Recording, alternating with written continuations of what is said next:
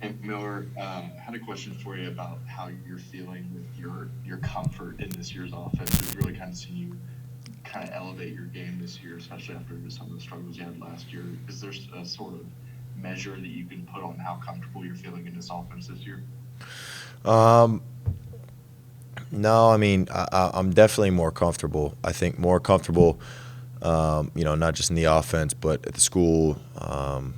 Just being here in Bloomington, being in a different environment. I think it all plays a role. Not just the offense, because we do a lot of the similar things in the offense, and a lot of it is just a holistic type of feel for how I'm feeling and the level of comfortability with the team and the guys and stuff. So it's all around type of deal. But I definitely feel more comfortable.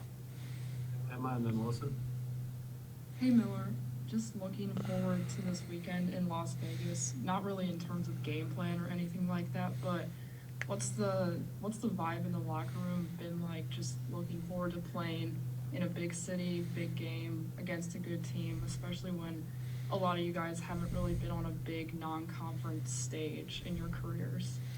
Well, honestly, no one's really thinking about that game. We're focused on Nebraska coming up. We got to get this next game tomorrow, and then we'll think about something else. But right now we're focused on Nebraska. Wilson and then Alex. Miller, I'm wondering that Rutgers game where you personally played well, but the team lost. When it's a situation like that, what can you learn? What can you take away from that where you played well, but the team as a whole didn't get the win? Well, personally, offensively, I'm just opportunistic. Just try to move without the ball, give guys, passing lanes, create space, and be available at all times. So, in terms of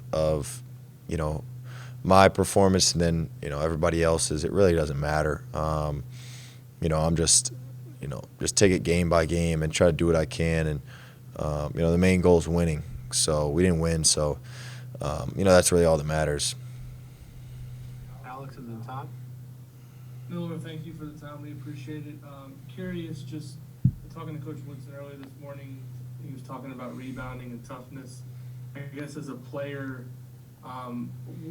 what do you feel like makes a team a good rebounding team? And are there things that you guys can work on individually or collectively, maybe to not have another performance like you did at Rutgers in terms of them getting that many offensive rebounds? Well, rebounding is a team, team effort.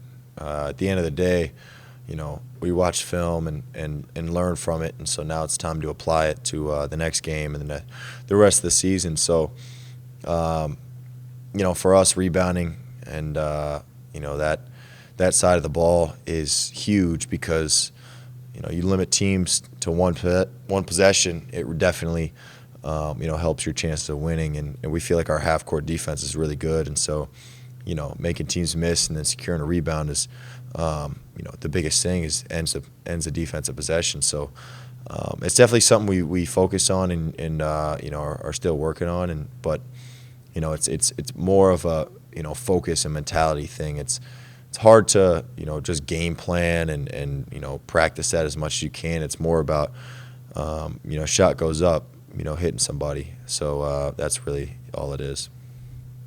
Todd and then Jeff.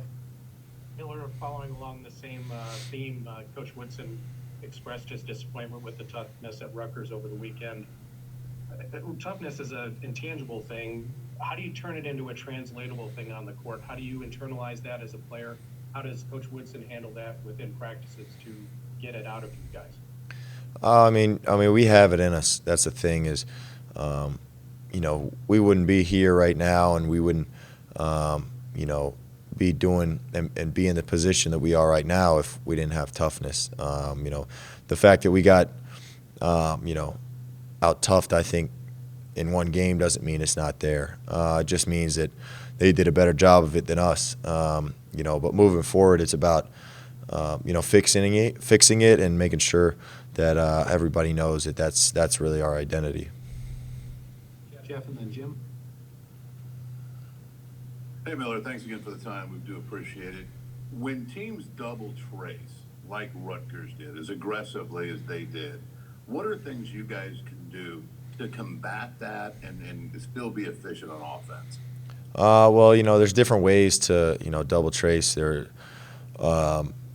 on the team and the scheme that they want to use. Rutgers was just throwing different guys at them, coming off different guys, coming from the low side, coming from the feeder. So, for us, it's about reading that and, figuring out how to, give Trace, the amount of space he needs to go and play and, creating space around him to where, he can do what he does. So it's once he gets the ball, the work doesn't end for everybody. So, the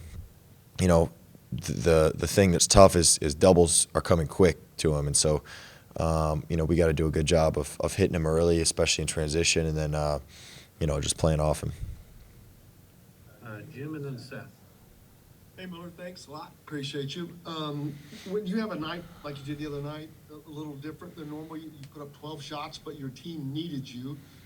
How, going forward, can you find a way to integrate having nights like that where, I know you can't control if you're on or off, but you obviously put up more shots than you normally would. You knew that things weren't working from the inside, and you contributed greatly. What can you guys do to make that more of an ongoing thing where not just you, but you guys are able to get more contributions from the perimeter? I think it's just a lot of it is how the defense is guarding everybody and guarding us. For myself, I'm just, like I said before, I'm very opportunistic on the offensive end, with spacing, with sprinting the floor, drawing a guy and trying to make a play, and if that's what is needed. So for me and the guys out on the perimeter, it's just about being smart with the ball and smart with how we move and how we cut. Because a lot of our offense is going to run through Trace, obviously, and so a lot of it's about playing off him and giving him good spacing, and also keeping and holding the other guys accountable on defense, to keep everything else in check. So it's let's just say a all around approach to it. Seth and then Alex, last question. Miller, this may be kind of wider lens, but coming off an emotional high with that win over North Carolina, with a performance like you all had on Sunday, the first taste of losing for the young guys on the team, just how much of a wake-up call do you feel like that was for this team, and how do you think that kind of reset could benefit you all moving forward? Well, I mean, for us, it's the Rutgers game is over. We watched our film yesterday. We learned about it. We learned from it, and now it's about Nebraska.